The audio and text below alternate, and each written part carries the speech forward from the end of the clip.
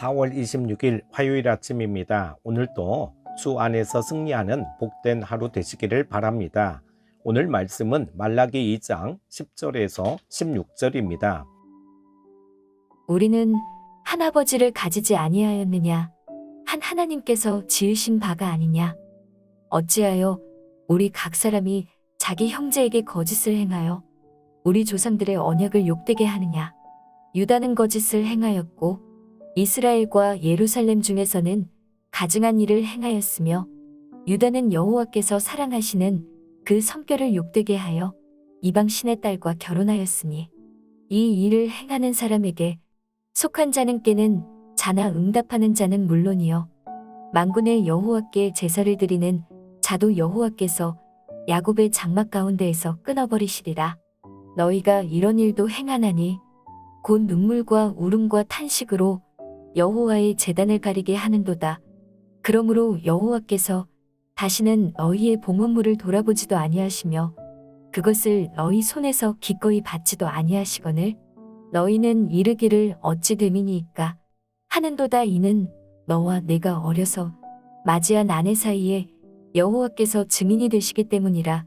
그는 네 짝이여 너와 서약한 아내로되 내가 그에게 거짓을 행하였도다. 그에게는 영이 충만하였으나 오직 하나를 만들지 아니하셨느냐? 어찌하여 하나만 만드셨느냐? 이는 경건한 자손을 얻고자 하심이라. 그러므로 네 심령을 삼가지켜 어려서 맞이한 아내에게 거짓을 행하지 말지니라. 이스라엘의 하나님 여호와가 이르노니 나는 이혼하는 것과 옷으로 학대를 가리는 자를 미워하노라. 만군의 여호와의 말이니라. 그러므로 너희 심령을 삼가지켜 거짓을 행하지 말지니라. 대부분의 많은 사람들이 어렸을 때에는 엄격한 규율과 분위기에서 자라게 되다가 나중에 청년이 되고 나면 자유롭게 되어 나름대로 가치관의 혼란을 겪게 되는 것을 보게 됩니다. 과연 무엇이 옳은지 기준을 세우기가 쉽지 않음을 알게 됩니다. 그럴 때 나타나는 현상은 기존의 모든 가치를 무조건 부정하고 보는 것입니다. 그래서 믿음 생활을 중단하는 안타까운 상황들을 우리가 보게 됩니다. 유다 백성들에게는 바벨론 포로 생활이 그런 계기가 되었습니다. 그들은 바벨론에 잡혀가기 전까지 율법이라는 강한 틀 안에 갇혀서 살았습니다. 그들이 율법에 충실했느냐, 그렇지 못했느냐를 떠나서 율법은 그들에게 절대적인 가치 체계였습니다. 그러나 바벨론으로 잡혀간 후로부터는 그 절대적인 기준이 흔들리기 시작한 것입니다. 그들은 거기에서 다양한 민족들이 살아가는 모습들을 보았습니다. 다양한 민족들과 섞여서 살아가다 보니 자기들이 여태껏 가지고 있었던 가치 체계에 혼란이 찾아온 것입니다. 그들은 이러한 가치관의 대혼란 속에서 기존의 가치들을 무조건 부정하고 부수기 시작했습니다. 그 대표적인 현상이 결혼 언약을 파기하는 것으로 나타났습니다. 오늘 본문에서 말라기 선지자는 특히 유다 백성들의 결혼 생활에 대해 지적하고 있습니다. 결혼 언약이야말로 변하지 않는 하나의 원칙이고 가치 체계였음에도 불구하고 가볍게 여긴 것입니다. 이에 하나님은 과거의 가치관을 무조건 깨뜨리려고만 하지 말고 말씀 안에서 바른 원칙부터 회복하라고 말씀하십니다. 말라기 선지자는 먼저 결혼의 바른 기준을 제시합니다. 10절에서 11절을 봅니다. 하나님은 이혼하거나 아내를 버린 자들을 무조건 처벌하라고 말씀하시는 대신 성경의 원리를 다시 설명해 줌으로써 바른 기준을 제시하고 있습니다. 말라기는 가장 먼저 우리는 한 아버지를 가지지 아니하였느냐라고 묻습니다. 여기에서 한 아버지는 믿음의 아버지인 아브라함을 가리키는 것입니다. 모든 유다 백성들은 육적으로 아브라함의 후손일 뿐 아니라 영적으로도 아브라함의 후예입니다.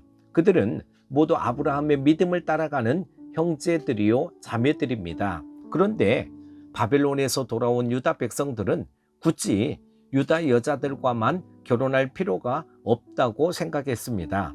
바벨론에서 다른 민족들과 어울려 살다 보니 이방인 중에도 여자들이 많이 있는데 굳이 유다 여자만 고집할 이유가 없다고 생각한 것입니다. 그래서 이미 정혼한 아내를 버리고 이방 여자들과 결혼하는 일들이 비일비재하게 일어났던 것입니다. 유다 백성들이 이처럼 혼란에 빠진 것은 하나님 나라에 대한 꿈과 비전을 잃어버렸기 때문입니다.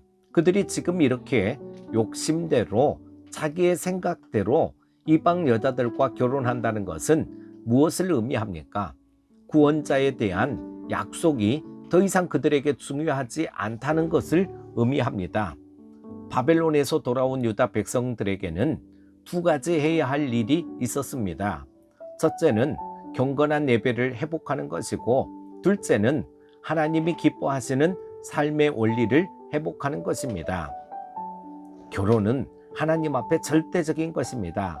아름다운 가정을 이루려면 예수 그리스도를 중심에 모셔야 합니다. 그러면 그 가정 자체가 성전이 되는 것입니다. 가정은 교회와 더불어 하나님이 우리에게 주신 삶의 두 가지 기초 단위입니다. 그것이 무너지면 삶의 다른 부분들도 같이 무너지게 되어 있습니다. 그렇기 때문에 결혼의 언약이 그토록 중요한 것입니다. 선지자는 백성들의 기도가 응답되지 않는 가장 중요한 이유가 바로 이렇게 정욕적인 결혼에 있음을 지적합니다. 12절을 보면은요, 우리에게 중요한 문제는 세상에서 얼마나 행복하게 사느냐 하는 것이 아니라 하나님이 우리를 얼마나 기뻐하시며 축복하시느냐 하는 것입니다.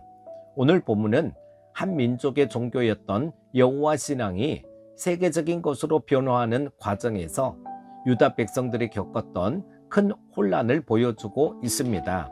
그들은 이방 여자들과 결혼하는 것이 전혀 문제가 될 것이 없다고 생각하고 말씀에서 벗어났습니다. 그 결과는 어떠했습니까? 스스로 망하게 하는 것밖에 되지 못했습니다.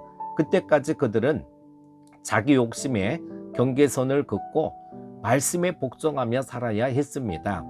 어떻게 해야 좁은 틀에서 벗어나 모든 사람을 끌어안는 신앙을 가질 수 있습니까? 그 방법은 성경 속으로 더 깊이 들어가는 것입니다. 성령의 인도하심 가운데 그 하는 것, 나의 심령을 치고 삶을 쳐서 복종시키는 것만이 전 우주적인 하나님의 뜻을 이루어 드리는 것인 줄로 믿습니다. 기도합니다. 하나님 아버지, 마치 우리의 생각이 하나님의 생각인 양 착각하며 살아갈 때가 많습니다. 오늘 결혼을 통하여 주신 말씀 감사합니다. 인생의 중요한 결혼의 문제 가운데에서도 철저히 하나님의 뜻에 따르게 하옵소서. 믿음의 가정들로 세워주옵소서. 예수님의 이름으로 기도합니다. 아멘.